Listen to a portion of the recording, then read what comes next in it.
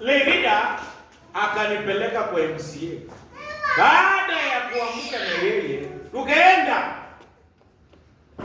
Shukuru Mungu, mie Jehova hapo na umbwa kali, lakini siku hiyo umbwa ilikuwa imetoroka.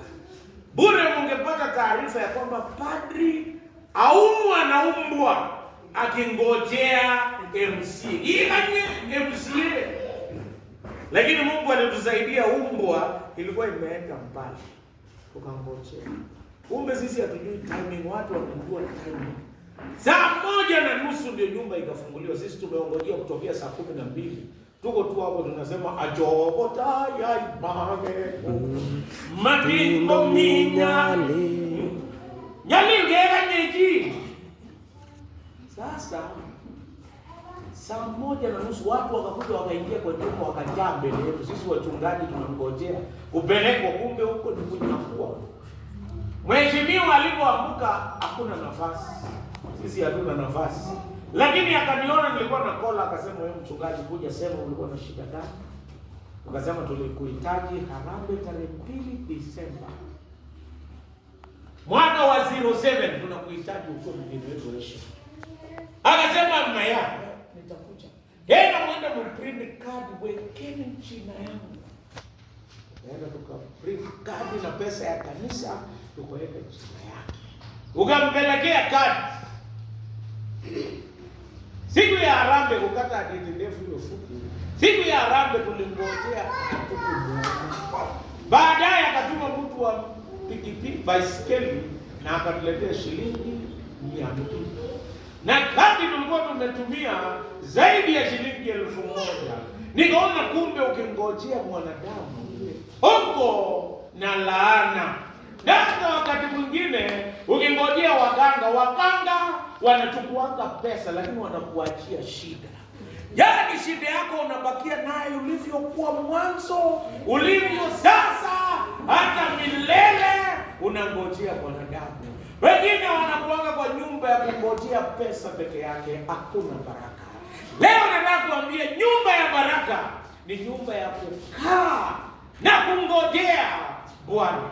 Somo letu la pili ambaye tumesomewa vizuri sana imetoka katika kitabu cha Injili kama ilivyoandikwa na Luka mtakatifu, sura ya 1 kifungu cha 5 mpaka cha 10. Inaongea kuhusu Zakaria. Zakaria, jina maana ya Zakaria. Kitabu hiki kwanza, wacha nirudi college kidogo. Kitabu hiki kiliandikwa kisir Luka. Luka ndio aliandika, daktari Luka. Na aliandika mwaka wa AD 68. Na yeye alipoandika maandiko haya, maandishi injili hii, alikuwa anamwandikia mtu anaitwa Theophilus. Theophilus inamaanisha mtu ambaye anapenda Mungu. Saa zingine alikuwa ni mtu aliyochangia kuandika hiki kitabu. Lakini ni kila mtu mwenye anapenda neno la Mungu anaitwa Theophilo. Yaani mtu chenye chama Jehova. Hata watu wa kanisa la St. Paul's Kedoa, hata hawa ni Theophilus, wanapenda Mungu. Kwa hivyo neno hili limeandikiwa kwetu. Na kulikuwa na mtu mmoja anaitwa Zakaria. Zakaria alikuwa ni mtu, jina lake inamaanisha Mungu anakumbuka. Lakini ingawa jina lake lilimaanisha Mungu anakumbuka, yeye alikuwa amekaa kwa chumba ya kungojea Bwana. Kwa nini? Zakaria na Elizabethi hawakukuwa na mtoto. Je, unajua kila mtu kuna kitu anakosa. Wakati mwingine ukienda kutembelea nyumba nyingine unafikiri hao watu hakuna chenye wanakosa. Mimi peke yangu ndio ninakosa. Nataka nikwambie kila mtu kuna kitu anakosa. Hata leo kwa kanisa hapa, kila mtu migi neema kinge. Hiko kitu ambacho unahitaji, kwa sababu kila mtu kuna kitu anakosa. Lakini shida uko kwa nyumba ya kungojea nani? Ukingojea wanadamu, sore. Ukingojea mganga, pole. Ukingojea pesa, saa zingine haitakusaidia. Leo nataka kuangalia mahubiri mahubiri yangu, kichwa ya mahubiri yangu ni baraka ya kukaa kwa nyumba ya kumngojea Bwana. Baraka kaberuret iganye Jehova imigo neganye Jehova. Yaani ukiwa kwa nyumba ya kumngojea Bwana kuna baraka. Kwa sababu ya mambo matatu nataka niwaambie. Jambo la kwanza, ukiwa kwa nyumba ya kungojea Bwana, Bwana anaona uaminifu wako. Hata kama umekosa, haimaanishi unakosa uaminifu. Ukiwa unangojea Bwana, Mungu anaangalia uaminifu wako. Zakaria alikuwa mtu mwaminifu. Alichunga sheria. Hakukuwa na mchanganyiko. Alikuwa anangojea Bwana na alikuwa amebarikiwa kwa sababu yeye alikuwa mtu mwaminifu. Ukikosa na ukose uaminifu, umekosa yote. Kama una uaminifu mbele ya Mungu, mengine yote ni kazi bure. Hata kama umekosa mambo yote na uko na uaminifu mbele ya Mungu, wewe ni mtu wa maana zaidi. Huyu Zakaria alikosa mtoto. Hakuwa na mtoto. Hebu angalia, akitembea kwa kijiji watu wangemchekelea. Wengine wangeangalia na kusema huyu hakuna kitu. Hata kama anaenda kanisani mingi, huyu hafiki popote. Lakini yeye alijua ako kwa nyumba ya kungojea Bwana. Na alijua Mungu anaona uaminifu. Leo nimetaka kukuja Kigao na nimechelewa. Nilikuwa nikifanya kazi fulani nikachelewa, niko mkuu. Baada ikafika saa 2. Nikaangalia matatu moja imejaa, nikakimbia. Kweli matatu haijaidi, lakini leo wakaniambia hakuna nafasi mchungaji. Nikamwambia nimeenda Kedoa na nitachelewa. Sasa kungojea mpaka ingine ijaye. Wakaniambia hapana, mimi nafasi. Mimi kama ningekuwa ningojea hiyo matatu na yenye inafuata, ni vizuri kungojea Bwana. Hiyo matatu ikapita. Nikamwambia hapana, wacha niende nisimame hapo kwa barabara. Nikaomba Mungu. Nikasema unataka nihubiri Kedoa leo. Nataka nikungojee nifike mapema kabisa, ikawa saa 2 na kitu niko Nakuru. Niliposimama kuna mtu akakuja, sijui alionaje, gari nzuri na kubwa ikakuja ikasimama. Na ikasema inaenda njia ya Kisumu, inabeba yote. Na mimi nikasema wacha niingie. Akanileta mpaka hapa, tukiongea njiani nikajua ni Mwanglikana. Hata nikamhubiria kwa gari yangu. Na baadaye nikafika Kedoa. Ukingojea Bwana hauwezi kuchelewa. Ukingojea Bwana mararugi hautakosa chochote. Ila Jehova, na ukikaa kwake kwa nyumba ya kumngojea yeye anaona uaminifu. Mimi nilikuwa nataka kufika hapa kweli, na kweli Mungu akahakikisha nilifika. Ngojea Bwana. Hadithi ya kanisa ya St. Paul's Kedoa nimesikia. Hapa penye ninahubiri kwa miaka 25 hakuna mtu alikuwa akihubiria, walikuwa wanakata sheria, wanafanya mambo mengine, lakini mkangojea Bwana kwa 25 miaka 25 kungojea Bwana. Wakati mwingine saa zingine mlikuwa mmengojea mwanadamu mwingine hakufaulu, saa zingine, lakini Mungu ukimngojea kwa uaminifu hautakosa chochote. Hata saa zingine mtoto wako amekosa kazi, saa zingine unasumbuka, umekosa amani kwako, ngojea Bwana, yeye anaona uaminifu. Bwana asifiwe. Amen. The Lord's not tired. Anaona mpaka sasa, anaona uaminifu. Saa zingine kuna mambo unapitia. Kitu cha kwanza nimekuambia, Bwana anaona uaminifu na anakujibu katika jina la Yesu Kristo. Bwana asifiwe. Amen. Mimi wakati mwingi unaweza kuwa umepitia mambo mengi, Hata wengine wanakukumbusha jina yako inaitwa Zakaria. Zakaria inamaanisha Mungu anakukumbuka, lakini alikuwa amesahaulika. Hata wengine saa zingine wanamwambia mbona unajiita Zakaria. Hata watu kama walimchokoza yeye, alibakia mwaminifu na Mungu akaona uaminifu wake. Bwana asifiwe. Amen. Nataka nikwambie, kuwa mwaminifu kila wakati, mchana, usiku, asubuhi, jioni. Ngojea Bwana ukiwa mwaminifu kila wakati. Na ukiwa mwaminifu kwa wakati wake, Mungu atakukumbuka. Bwana asifiwe. Nimesikia mkitangaza hata askofu wanakuja. Mmekuwa waaminifu wakati wote. Nasikia mlienda mkaomba kwa shule, mkaomba wapi. Lakini ukiwa waaminifu kila wakati. Hata wengine wakasema miaka 25 hiyo imepitwa, mumsahau. Lakini kumbe ukiwa mwaminifu kila wakati, hata kama umekasirika, kuwa mwaminifu. Hata kama umesumbuka, hata kama umechokozwa, kuwa mwaminifu. Mungu naye atakukumbuka na atakuinua katika jina la Yesu Kristo. Jambo la kwanza, ukiwa katika chumba cha kumngojea Bwana, huwa mwaminifu. Jambo la pili, endelea kufanya kazi ya Bwana. Ingawa Zakaria alikuwa amekosa mtoto, lakini haikumzuia kuendelea na kazi ya Mungu. Dada, niwaambie wapendwa, saa zingine wewe unakosa chochote, lakini unaitwa kujitolea. Kwa kama Zakaria, sema hata kama sina, nitaendelea na kazi ya Mungu.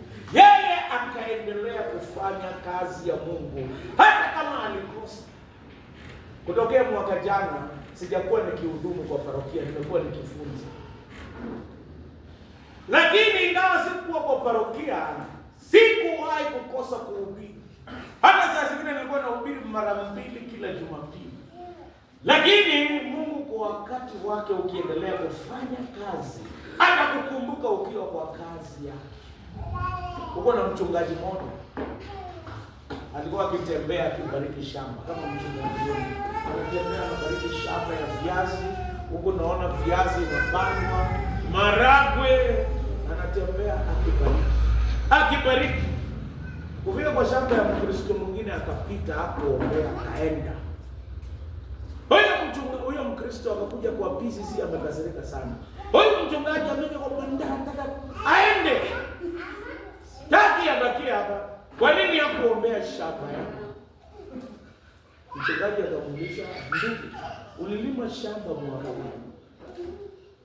Akasema, "Miaka 3 ilipita." "Unataka niombee nyasi?" Mungu hawezi bariki penye hakuna kazi. Bali tu kulalamika na kuongea, hakuna baraka. Ukiona boma zote ambazo zinalalamika, hakuna penye walienda. Mungu anabariki penye kazi iko. Na shukuru Mungu, kanisa imepata baraka. Inamaanisha Mungu anabariki penye iko kazi. Amen. Sisi tumeitwa na Mungu kufanya kazi kwa mikono, kwa kujitolea. Zakaria aliendelea kufanya kazi hata kama hakukuwa na mtoto, hata kama alidharauliwa, hata kama watu waliona yeye hana kitu, lakini aliendelea kuhudumu. Nataka kusema, ukikaa kwa nyumba ya kungojea baraka za Mungu, ya kungojea Bwana, endelea kufanya kazi. Kuna kanisa lingine ilikuwa ya Samadi. Unajua hii kanisa si kama hii ni ya town. Iko floor mzuri, garara kabisa. Tena nyumba ilijengwa na mzungu, si ya juzi, ni ya historical. Hii kanisa walikuwa wakikandika. Kulikuwa na mama wawili walikuwa wanaishi kwa nyumba ya nyasi. Walikuwa wanaishi kwa nyumba ya nyasi na mtoto. Hao hata wakipangia wengine kukandika, ni hao mama wawili peke yake ndio wangepatikana. Mpaka wakaitwa Mama Samadi. Wanasema hao ni wamama ambaye hakuna maana tena. Waje wafanye hiyo kazi. Hata wengine wanasema tuwapatie shilingi 20 wafanye. lakini hawakuchoka, waliendelea kufanya kazi. Kuna wimbo tulikuwa tukiimba, Gioi boys yeni Gioi boys yeni Gioi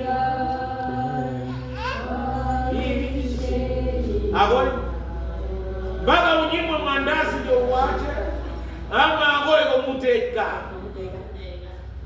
Endelea kufanya baga siku ya mwisho. Hao mama hata waliendelea kufanya. Ukakuwa na selection ya polisi. Watoto wao hata walisoma kwa bahati harambe. Hao mama wawili wakakuwa na selection ya polisi. Hao watoto wakaombewa na mama yao asubuhi, wakasema acha tujaribu bahati. Wengine wakawachekelea wakasema hata nyinyi mnapoteza fare, hata pata kazi. Wakakimbia, mwingine akakuwa namba 1, mwingine akakuwa namba 2. Na wakachukuliwa hawa bila pesa. Wengine wakachukuliwa na pesa na wakapatikana wanakula nyasore, bangi nyumbani, lakini hao wakabakia huko.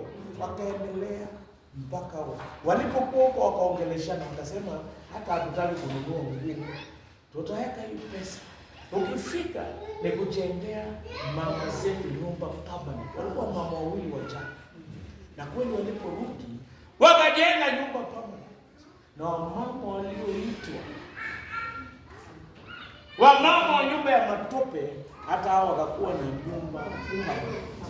Ukikaa ukingojea Bwana, ukanje kova, ukiendelea kufanya kazi, sio kulalamika. Mama kila wakati wanalalamika mpaka wanakuita mama kiraka. Kuna wengine wanaambianga watu mambo yao, haujui mzee yangu. Badala ya kulalamika, fanya kazi nyumbani, omba, na baadaye Mungu atakukumbuka. Bwana asifiwe. Jambo la mwisho nataka nimalizie hapa. Watu wenye wako kwa chumba cha kungojea Bwana. Umeona mtu mwenye wako kwa chumba cha kungojea kuolewa mimi, wengine wanakuwa stress. Hapa ile nyumba yenye wamama wanaendanga, wanaume hawaendi, lakini watu wenye wanaenda huko wanakuanga na stress. Lakini nyumba ya Bwana ukikaa na kungojea, jambo la tatu, yeye atakusikia hata kama nchi imenyamaza. Nchi hiyo ilikuwa imenyamaza. Mungu hakuwa ameongea kwa miaka mingi, lakini akaongea kwa mara ya kwanza na mtu aliyekuwa mwaminifu, aliyeendelea na kazi ya Mungu.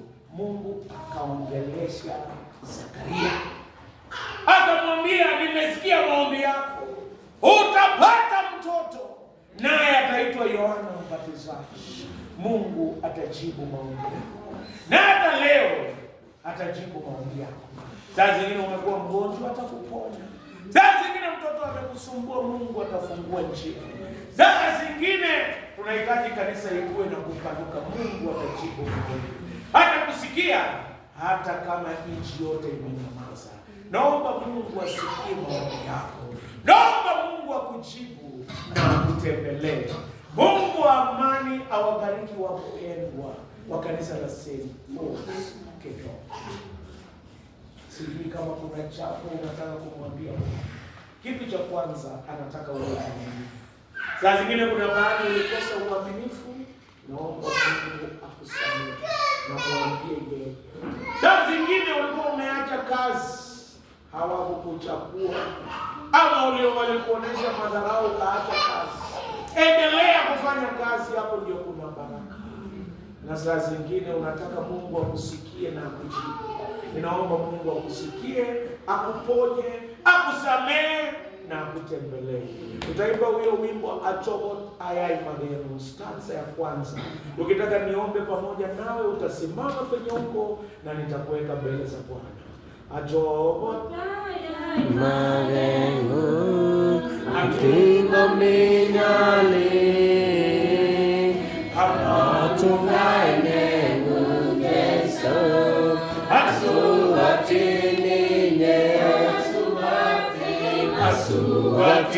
Yesu Kristo, elole ima kwa nawa